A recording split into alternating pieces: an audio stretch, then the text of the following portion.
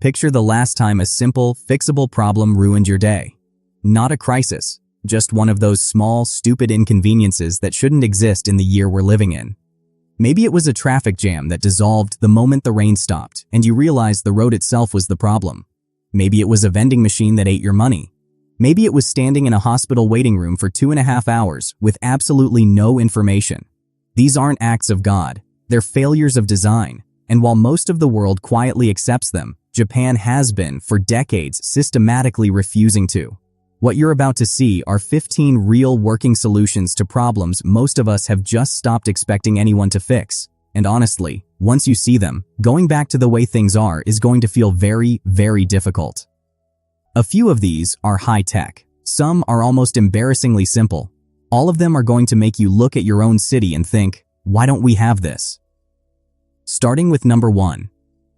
Picture the last time you were stuck in traffic while rain hammered your windshield and every road around you had turned into a slow-moving parking lot. At some point, probably, you noticed that the lane markings had completely disappeared under the water. The road signs were reflecting glare back at you, and the whole experience felt genuinely dangerous. Not because of anything dramatic, but because wet roads at night are just badly designed for human visibility. Now here's the thing. Japan looked at this exact scenario and decided it was unacceptable. Their solution is called photoluminescent road markings, lane lines, crosswalks, and directional arrows that are coated with a material that doesn't just reflect light, but absorbs it during the day and glows independently at night. In rain, the effect intensifies. The markings become sharper, misses, or visible, not less. Municipalities across Japan have rolled these out on high-risk roads, intersections, and mountain passes where nighttime visibility has historically caused the most accidents. The technology itself isn't new. What's remarkable is the decision to actually use it, at scale, on public infrastructure. Most countries are still using paint. Japan is using roads that communicate with you. Number 2. You've used an ATM hundreds of times in your life, and every single one has been basically identical. A screen, a keypad, a card slot, and absolutely zero consideration for the fact that human hands are imperfect. You insert your card, you squint at the screen in direct sunlight, you fumble through 4 menus to do something that should take 10 seconds, and by the end of it, you feel like you've passed a test you didn't study for. Japanese ATMs, particularly those operated by Japan Post Bank and the major city banks, are a different experience entirely.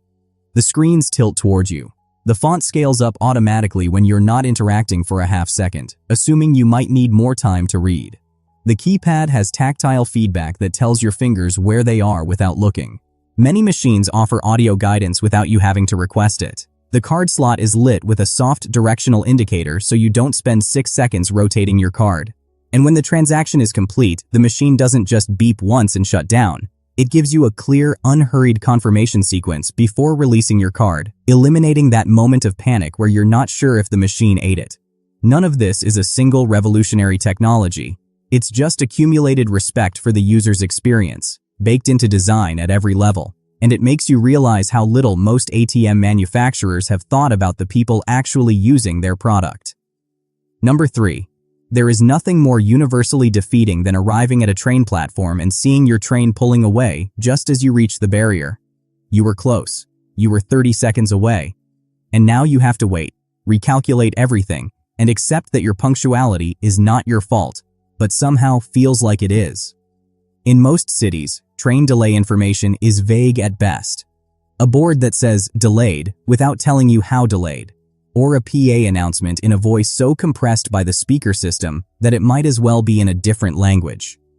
Japan's rail operators, JR East, Tokyu, Odakyu, and dozens of others, operate what are effectively real-time passenger information systems at a granularity that feels almost obsessive. Platform displays don't just tell you the next train is coming in 4 minutes.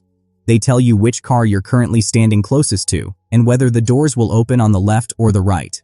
In some stations, floor markings indicate exactly where each car's doors will stop, so passengers naturally queue in the right place, boards load faster, and the train departs on schedule.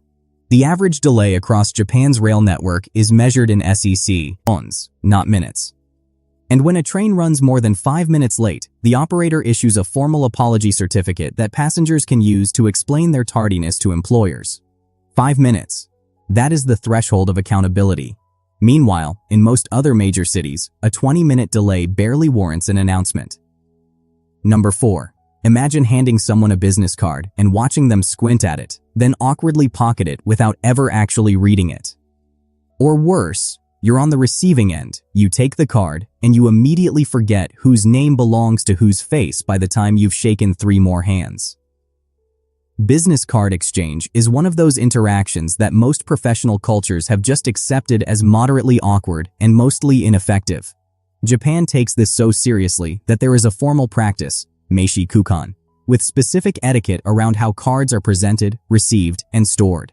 But beyond the ritual, the physical design of Japanese business cards tends to be remarkably considered. Cards are frequently printed on heavier stock, with debossed text, bilingual layouts, and tactile finishes that communicate something about the brand before a single word is read. More practically, many Japanese companies have integrated NFC chips into business cards.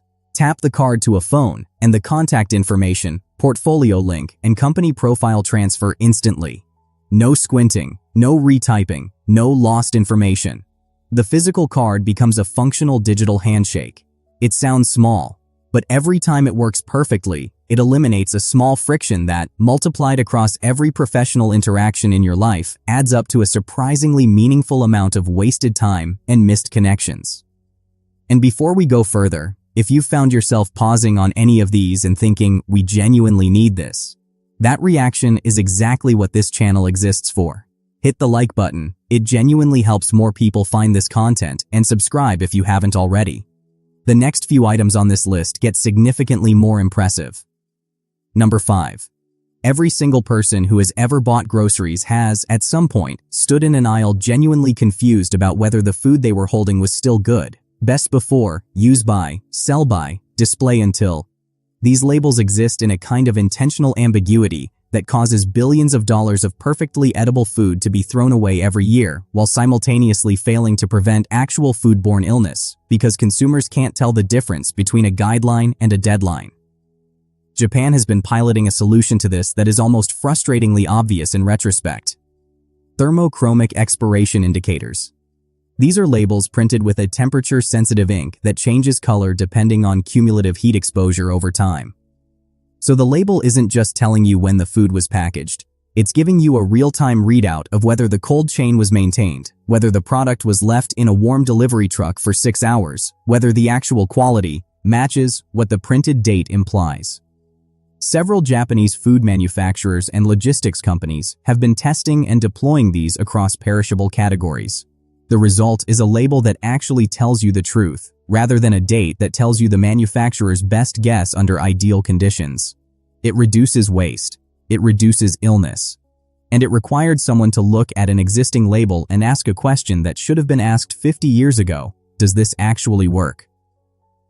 Number 6. Think about the last time you went to a hospital or clinic.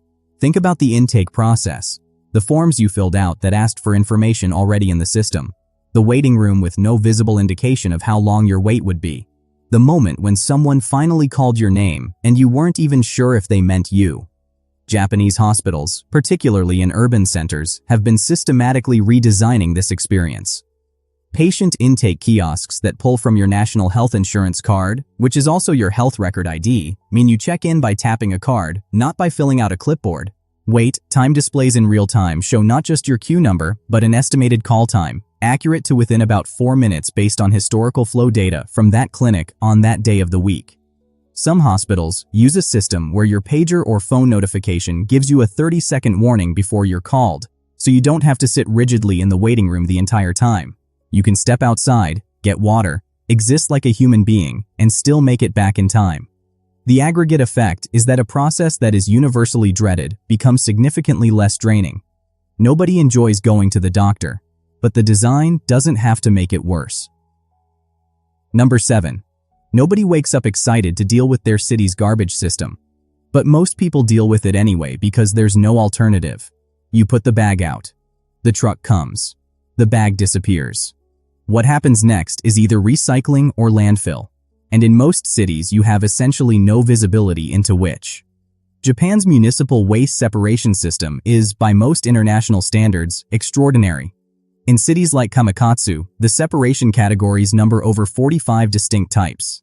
Specific plastics, specific metals, specific paper grades, food waste subcategories.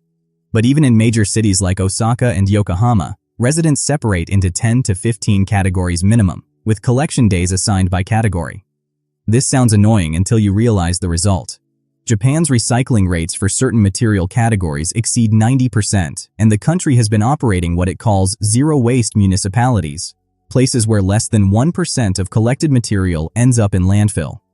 The system works not because of technology, but because of design. Clear schedules, transparent bags, so collection workers can verify contents, neighborhood accountability, and an educational culture around waste that begins in elementary school.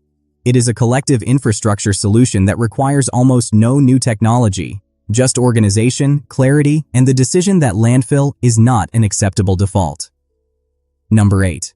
There is a specific kind of misery that comes from sitting in a waiting room with no idea how much longer you'll be there. It's not even the waiting itself. Human beings are fairly good at waiting when they know the duration. It's the uncertainty, the open-endedness, the way you can't relax because leaving might mean missing your turn, and staying means you might be there for another 2 hours for no reason. Japanese service environments, not just hospitals but government offices, popular restaurants, repair shops, have largely solved this through what is essentially just better information design. Many popular ramen shops and sushi restaurants in Japan operate a numbered queue app where you join the line remotely from your phone, receive real-time position updates, and get a notification when you're 3 parties away from being seated. You can go for a walk. You can browse a nearby store. You exist as a person with autonomy rather than a body filling a chair. Government service centers in cities like Tokyo use similar digital queue systems where the wait time estimate is shown at the time you take a number and updated every few minutes. The technology is not complicated. What's rare is the institutional decision to prioritize the customer's time as if it has value equal to the service providers. Number 9. Most vending machines in the world are glorified snack dispensers sitting in a hallway, largely ignored until someone is desperate for a candy bar. They dispense a narrow range of items at a slight convenience premium and require you to interact with a mechanism that feels like it was designed in 1987 and never updated.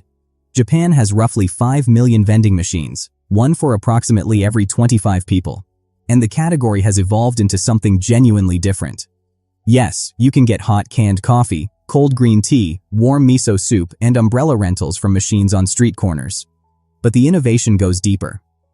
Some modern Japanese vending machines use facial recognition to estimate your age and suggest drinks accordingly. Others display the calorie and nutritional content of every item before purchase. During declared national emergencies or disasters, certain machines are networked to a central system and automatically switch to free dispensing.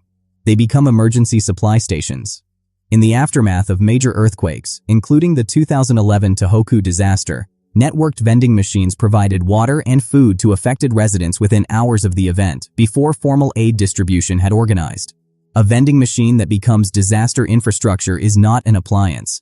It is a quietly embedded layer of civic resilience. Number 10. Construction sites are universally the same: loud, disruptive, ugly, and running on a schedule that seems indifferent to the people living and working on them. The barrier between a construction zone and the public is typically a chain-link fence or a plywood wall covered in safety warnings, and the message those barriers communicate is essentially, "This area is chaos. Please look away." In Japan, construction barriers, particularly those around major urban renovation projects, are treated as something closer to temporary public art installations.